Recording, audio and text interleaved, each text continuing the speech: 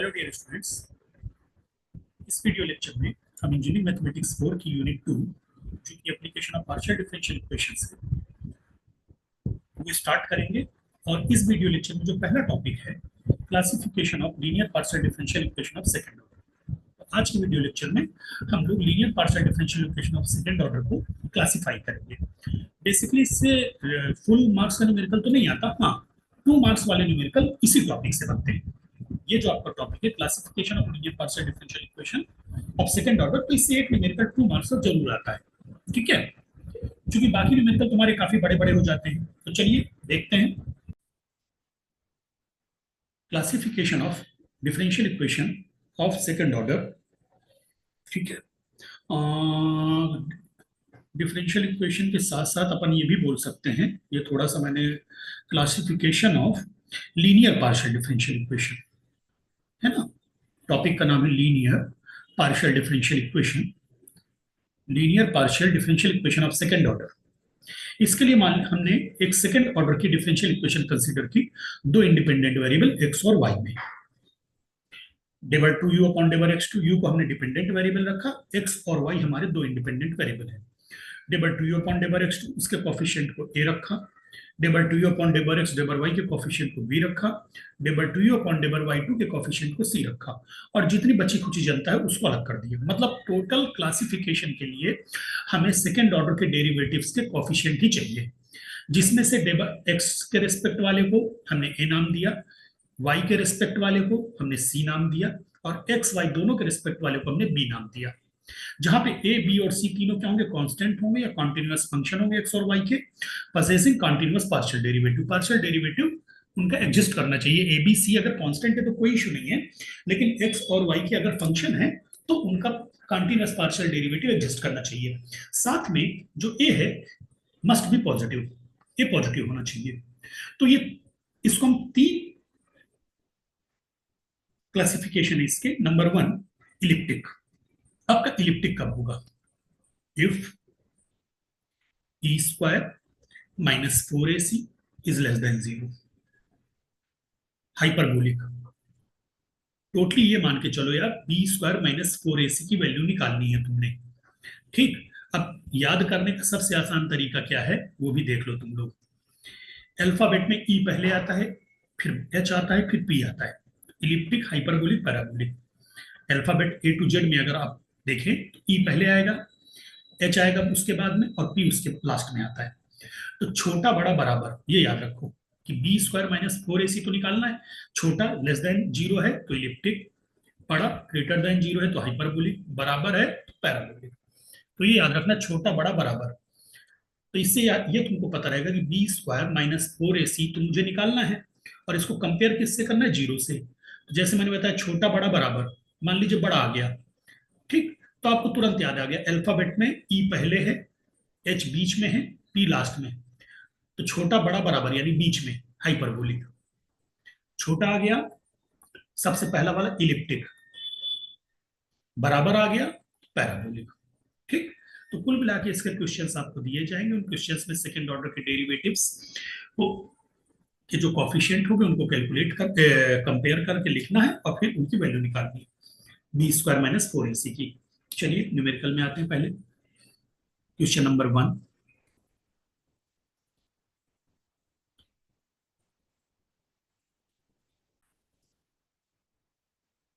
Classify the following differential equation. यहां मैंने 3 equation लिए हैं, तो चलिए इनको सॉल्व करते हैं। पहली इक्वेशन है z x x equal to z y y, दूसरी z x x plus z y y equal to 0, तीसरी है z x x equal to z y, ठीक। तो सबसे पहले दी गई इक्वेशन आप लिखिए। Solution number 1, given equation is, second order के फॉर्मेट में लिखिए, डेबर 2z अपॉन डेबर x2 इज इक्वल टू डेबर 2z अपॉन डेबर y2। आपने अभी देखा था, इनमें सबको इकट्ठा करिए, पहले एक साइड पे करिए। डेबर 2z अपॉन डेबर x2 माइनस डेबर 2z अपॉन डेबर y2 इक्वल टू 0। जैसा कि मैंने पहले बताया था तुमको, याद करा दूं, x के रिस्पेक्ट में 2 बार है तो उसको a कहते थे, y के रिस्पेक्ट में 2 बार है तो उसको c कहते थे। उसके कॉफिशिएंट को, मतलब x के रिस्पेक्ट में 2 बार वाले के कॉफिशिएंट को a, वाई के रेस्पेक्ट में 2 बार डिफरेंशिएट होने वाले के कॉफिशिएंट को सी, और एक्स वाई के रेस्पेक्ट में डिफरेंशिएट होने वाले के कॉफिशिएंट को बी। देखो, एक्स के रेस्पेक्ट वाले के कॉफिशिएंट को हमने ए, वाई के रेस्पेक्ट वाले को कॉफिशिएंट को सी, और एक्स और वाई के रेस्पेक्ट वाले को बी। यहाँ पे ये मैटर नहीं करता, तुम एक्स के रेस्पेक्ट वाले को सी ले सकते हो और वाई के रेस्पेक्ट वाले को ए ले सकते हो, क्योंकि ए इंटू सी एक साथ मल्टीप्लाई हो रहा है। मैटर कर रहा है बी सही उठाना, मतलब सेकेंड ऑर्डर के डेरिवेटिव्स के कॉफिशिएंट लेने हैं। बस ये याद रखना कि दो अगर पार्शियल डेरिवेटिव दो के रेस्पेक्ट में डिफरेंशिएट हो रहा है तो एक्स और वाई के रेस्पेक्ट में, तो वो बी होगा। सिंगल सिंगल वाले में एक ए में एक होगा, एक का सी होगा। तो चलिए, हियर ए कितना हो गया, एक्स के रेस्पेक्ट वाले का कॉफिशिएंट 1 है, बी कितना है, एक्स और वाई के रेस्पेक्ट में यहाँ कोई डेरिवेटिव नहीं है तो बी 0, सी कितना है, वाई के रिस्पेक्ट में 2 बार हो रहा है तो सी कितना है, -1। ठीक, यहाँ पे कॉफिशिएंट है 1, ये देखो, और यहाँ पे -1। क्लियर। नाउ अब आपने निकाला b² - 4ac, इसकी वैल्यू निकाल दी 0, -4 into 1 into -1, so is equal to +4, which is greater than 0। तो छोटा बड़ा बराबर, इलिप्टिक, हाइपरबोलिक, पैराबोलिक। तो ये क्या है, बड़ा है, 0 से बड़ा है, यानी hyperbolic. Hence given equation is hyperbolic. Hyperbolic. ठीक, सेकंड पार्ट पे आते हैं, हाइपरबोलिक। सेकंड पार्ट पे आते हैं, गिवन इक्वेशन इज डेबर 2z अपॉन डेबर x2,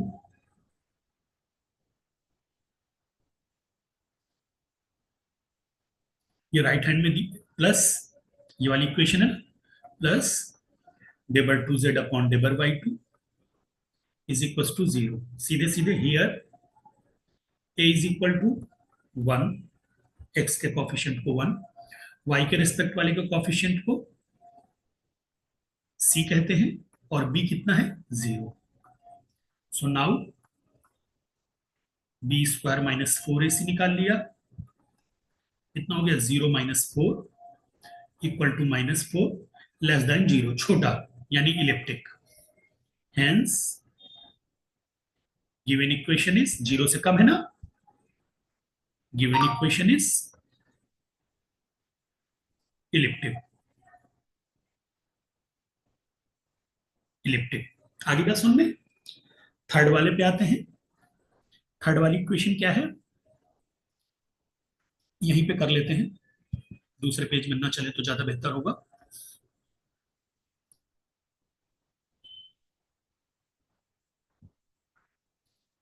थर्ड पार्ट,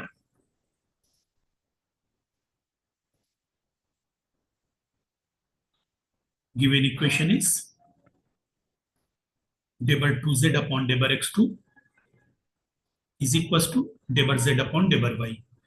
कोई लेना देना है नहीं, सिर्फ आपको सेकंड ऑर्डर के डेरिवेटिव से मतलब है, बाकी किसी से कोई मतलब नहीं है तुम्हारा। बाकी तो बच्ची खुची जनता, बस रहने दो, मौजूद रहने दो। तो हियर ए कितना हो गया बेटे, 1, एक्स का कॉफिशिएंट 1, बाकी y का कोई कॉफिशिएंट नहीं है, और एक्स वाई के रिस्पेक्ट में कोई नहीं डिफरेंशिएशन है। भाई एक्स के रिस्पेक्ट में तो 2 बार डिफरेंशिएशन है, उसका कॉफिशिएंट 1, एक्स वाई के रिस्पेक्ट में कोई डिफरेंशिएशन नहीं है तो 0, और y के रिस्पेक्ट में 2 बार डिफरेंशिएशन नहीं है तो c की वैल्यू 0। ठीक, now b² - 4ac is equal to 0, -4 into 1 into 0 is equal to 0। तो 0 होने पर क्या होती इक्वेशन, हेंस इक्वेशन इज क्या हो जाएगी आपकी, पैराबोलिक। ठीक, पैराबोलिक। आगे बात समझ में, चलिए अब दूसरे न्यूमेरिकल पे आते हैं।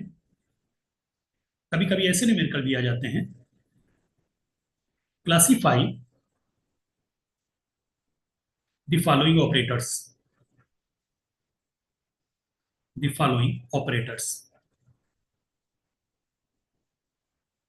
पहला नंबर है आपका 4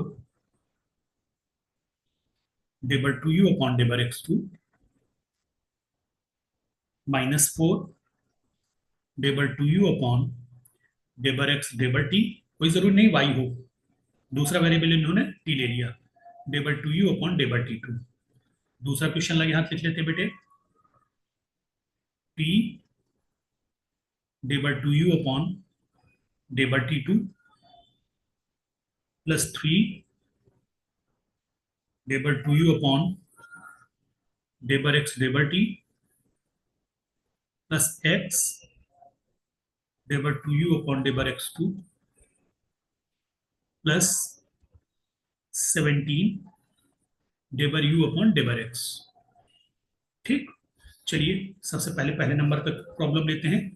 सोल्यूशन नंबर 1, गिवन ऑपरेटर, जब आप इक्वेशन मत लिखना, ऑपरेटर लिखना। Given operator is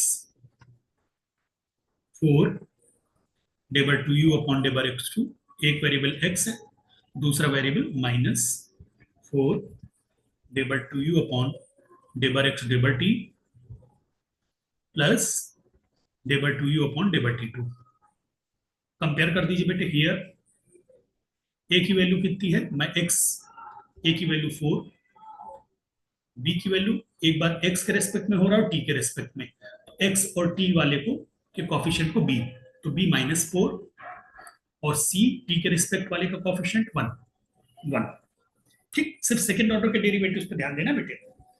now B square -4ac की वैल्यू निकाली आपने, B square -4ac is equal to -4 का square -4 into 4 into 1, so equal to 16 - 16 equal to 0। Hence given operator इस क्या हो गया बेटे, 0 हो गया ना, पैराबोलिक। Operator is parabolic. चलिए सेकंड पार्ट पे आते हैं। यहां पे देखो डायरेक्टली टी है और एक्स है, ठीक है, तो किसी को ले लो, मैं यहाँ पे टी को पहली प्रायोरिटी पे ले रहा हूं, तो here A is equal to मैंने ले लिया टी, और बी इक्वल टू एक्स और टी के रिस्पेक्ट में है, तो कॉफिशिएंट 3 है, तो बी हो गया 3, और एक्स के रिस्पेक्ट में हो रहा तो कॉफिशिएंट हो गया सी, यानी एक्स हो गया, और इससे कोई आपका लेना देना है नहीं, बाकी सब बेकार है। ठीक, क्लियर। अब आपका क्या होगा बच्चे, यहां पे now B square -4ac is equal to 3 square -4 into T into X, यानी इज इक्वल टू 9 - 4dx। अब यहाँ पे क्या है, इस टाइप के न्यूमेरिकल में आपसे पूरी जानकारी मांगी जाती है। अब ये न्यूमेरिकल देके ये पता करना चाह रहे हैं कि आपको इलिप्टिक, पैराबोलिक और हाइपरबोलिक इन सब की पूरी जानकारी है कि नहीं है। अगली बात समझ में, ठीक है। तो चलिए सबसे पहले आपको लिखना पड़ेगा, given operator is, given operator is number 1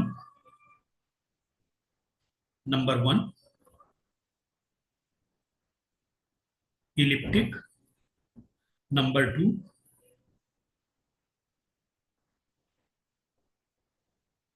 hyperbolic, number 3 parabolic. यही तो था हमारा order,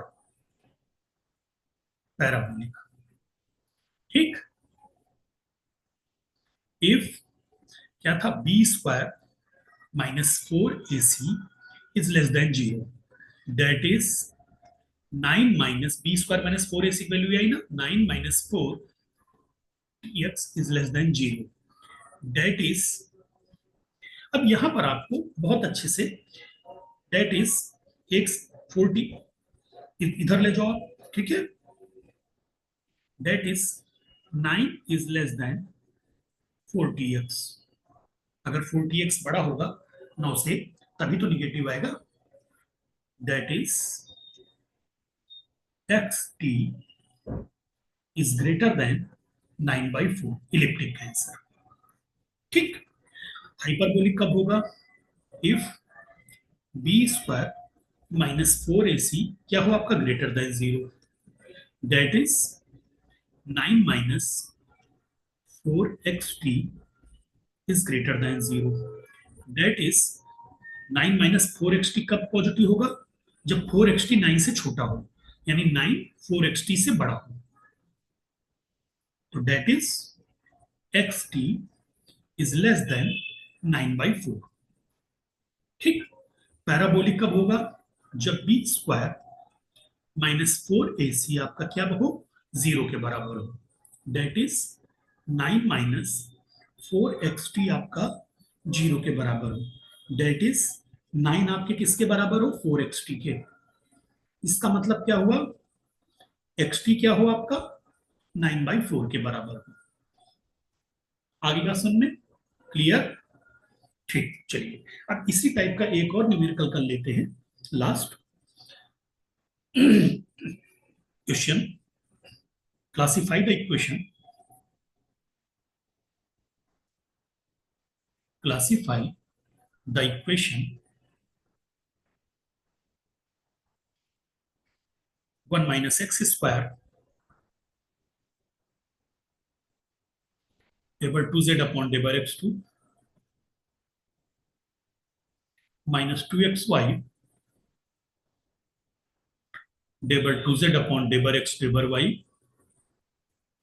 plus 1 minus y square d by 2z upon d by y2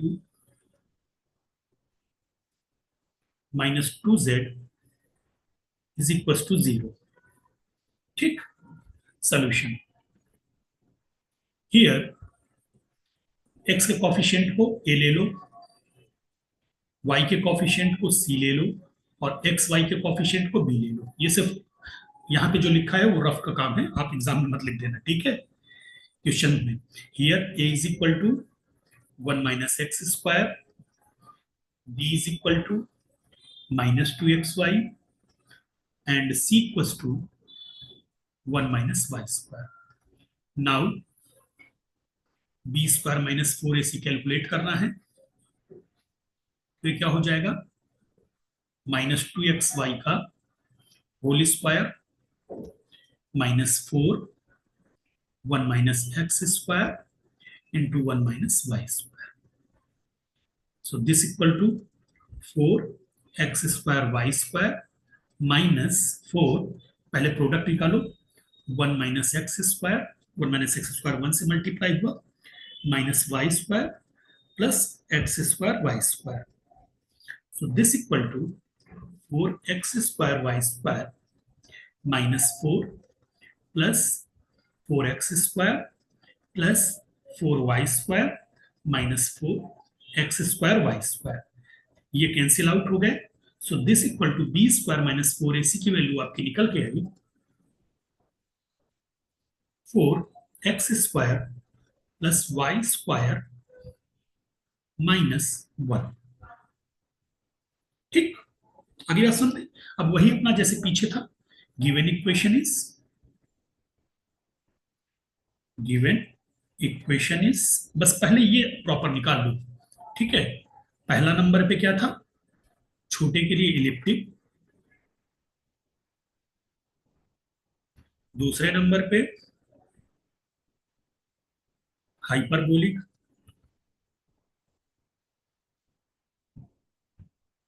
तीसरे नंबर पे क्या था? पैराबोलिक। हाँ, तो इलिप्टिक कब होता है बेटे? इलिप्टिक होता है अगर छोटा हो, कौन? बी स्क्वायर माइनस 4ac, किससे? 0 से।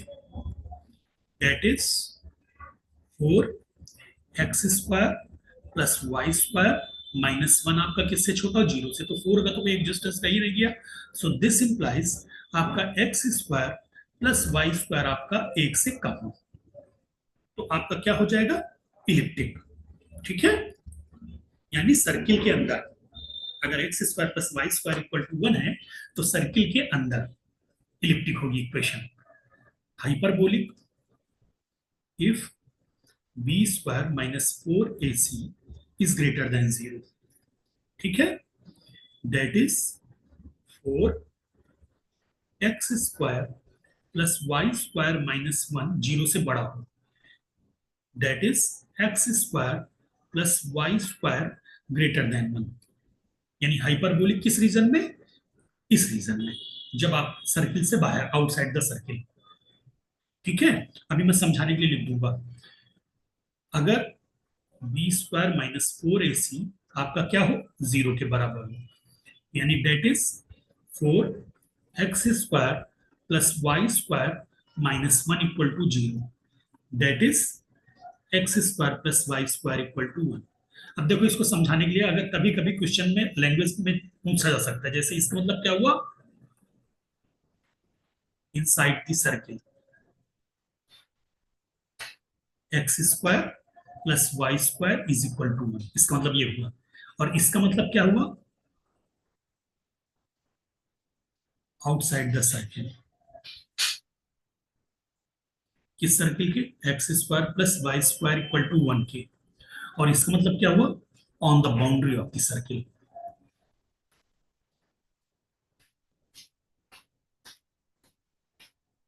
आगे बात समझ में, on the boundary of the circle X square plus Y square equal to 1। चलिए, अब आप इसके न्यूमेरिकल्स की अच्छे से प्रैक्टिस करिए। ऑल द बेस्ट बेटा। नेक्स्ट वीडियो लेक्चर में हम जो सबसे इंपॉर्टेंट है, method of separation of variable, जिस पे आपका पूरी की पूरी यूनिट बेस्ड है, हम उसकी प्रॉब्लम्स करेंगे।